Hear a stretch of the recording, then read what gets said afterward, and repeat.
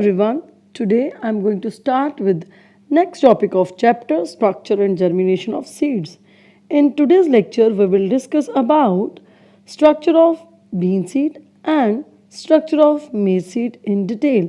So first of all we are going to discuss about structure of bean seed.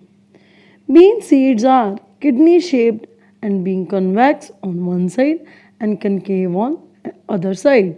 The external features of a bean seed are seed coat, hilum, micropyle and embryo.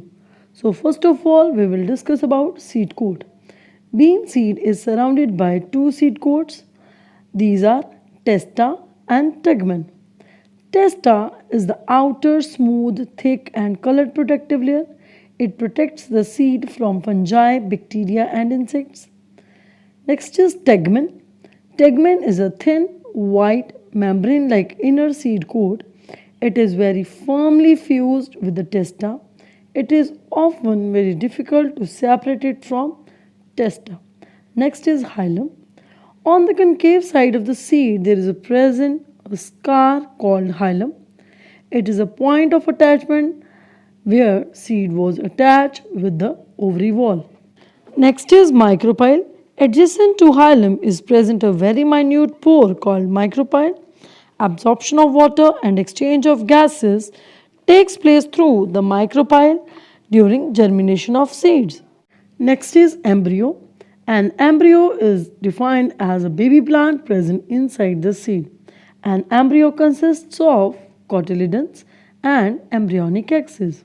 Now, what are cotyledons? Cotyledons are food-laden tissues which provide nourishment to the developing embryo. Next is embryonic axis. Embryonic axis is an imaginary line that divides an embryo or immature plant into different regions. The different regions are plumule, apicotyle, mesocotyle, hypocotyle and radicle. So now, what is plumule? Plumule is a part of embryonic axis which is present above the apicotyle and which give rise to shoot system. Next is apicotyle. Apicotyle is a part of embryonic axis present in between plumule and mesocotyle. Next is mesocotyle. Mesocotyle is a part of embryonic axis present in between the apicotyle and hypocotyle, and it is a point of attachment of cotyledons. Next is hypocotyle.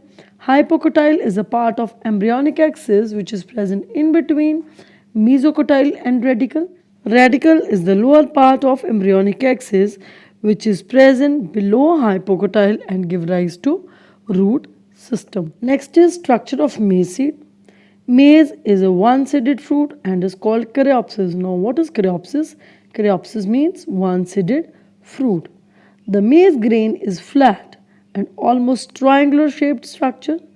Externally, it is differentiated into two unequal areas.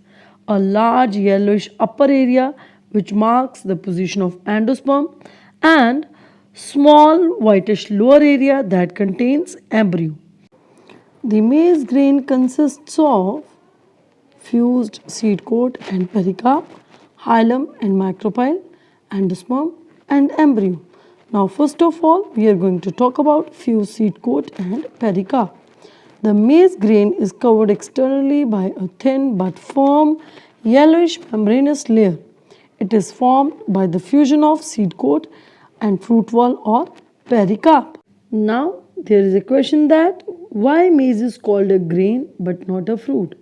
The answer is maize is called a grain but not a fruit because in maize the fruit wall is fused with seed coat. Next is hilum and micropyle. These are not distinguishable in maize grain. The internal structure of maize grain shows that there are two distinct regions, the upper large endosperm and the lower small embryo, and these are separated by a prominent epithelial layer. Next is endosperm. It forms the bulk of grain and stores starch as a reserve food material. The endosperm is surrounded by a special one-celled thick layer called aleurone layer. An aleurone layer is a proteinaceous layer. Next is embryo. As we have studied, embryo is also known as baby plant, and embryos lies obliquely in the lower small part of maize grain. It contains cotyledon, plumule and radicle. The maize grain contains a single papery shield-shaped cotyledon called scutellum. The scutellum does not contain food. It is closely pressed against the endosperm. Next is plumule. Plumule consists of growing tip of shoot along with few embryonic leaves. It is covered by a conical cap called coleoptile, P-petile, P-plumule. So coleoptile is defined as a thin protective covering that enclosing the developing plumule. Next is radicle. A radicle lies at the base of the grain and is covered by a root cap called coleorhiza. Coleorhiza is also a thin protective covering that encloses the developing radicle. Now next, the difference between monocot seed and dicot seed is very important. The seed contains single cotyledon is called monocot seed. Dicot seed is a seed which contains two cotyledons. The food is commonly stored inside the endosperm and food may be stored inside the endosperm or cotyledon. An aileron layer of special protein rich cells is present outside the endosperm, and in dicot seed, aileron layer is absent. The embryo tips may bear special sheath, coleoptile over plumule and coleorhiza over radicle. And in dicot seed, coleoptile and coleorhiza are absent. In monocot seed, embryo occupies one side of the seed, and in dicot seed, embryo occupies the whole interior or only the central part of the seed. In monocot seed, plumule lies at one end near the cotyledon, and in dicot seed, plumule lies in between the two cotyledons. Now you must be able to answer the following questions. Define plumule, radicle, apicotyle, mesocotyle, hypocotyle, coleoptile, coleorhiza, caryopsis. Why maize is called a grain and not a fruit, and differentiate between monocot and dicot seed.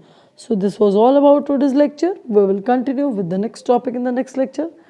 Kindly learn all the question answers and note terms on your copy.